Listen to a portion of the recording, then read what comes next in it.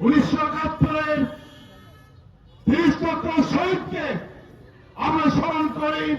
1971-এর 2 লক্ষ মা বোনকে ওই 30 লক্ষ শহীদের আত্মদানের মধ্য দিয়ে 2 লক্ষ মা বোনের ইজ্জত সম্ভবের মধ্য দিয়ে আমরা বিশ্বের মানচিত্রে লাল সবুজের পতাকা সম্বলিত একটি স্বাধীন সার্বভৌম দেশ বাংলাদেশ প্রকাশ আমরা পেয়েছি।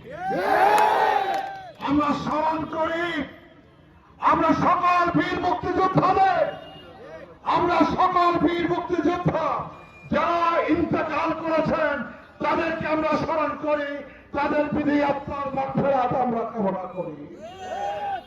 মুক্তিযোদ্ধারা, বীর মুক্তিযোদ্ধারা যারা এখনো বেঁচে আছেন আমরা তাদেরকে সম্মান করি, তাদেরকে অভিনন্দন জানাই, তাদেরকে বিজয়ের শুভেচ্ছা জানাই এবং তাদের সকলের দীর্ঘ হায়াত নেক হায়াত আমরা কামনা করি।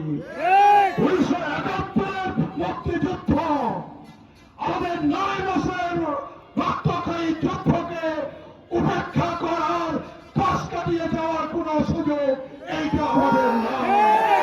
বাংলাদেশের যেই দল, বাংলাদেশের যা 71-এর মুক্তিযুদ্ধকে স্বীকার করতে চায় না, বাংলাদেশের যেই দল যা 1971-এর মুক্তিযুদ্ধকে পাশ কাটিয়ে যেতে চায়, 30 লক্ষ শহীদকে স্বীকার করে না, 2 লক্ষ ভবনের ইজ্জত সম্পদকে স্বীকার করে না, আমরা বাংলাদেশের মানুষ সেই দলকে, সেই ব্যক্তিকে আমরা ঘৃণা করি, ঘৃণা করি।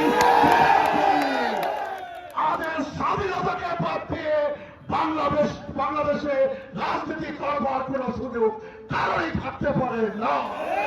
আমাদের মুক্তিযুদ্ধকে বাদ দিয়ে বাংলাদেশে কারোই রাজনীতি করবার সুযোগ থাকতে পারে না। আমাদের শহীদ প্রেসিডেন্ট জিয়া রহমানকে বাদ দিয়ে বাংলাদেশে কারোই রাজনীতি করবার সুযোগ থাকতে পারে না।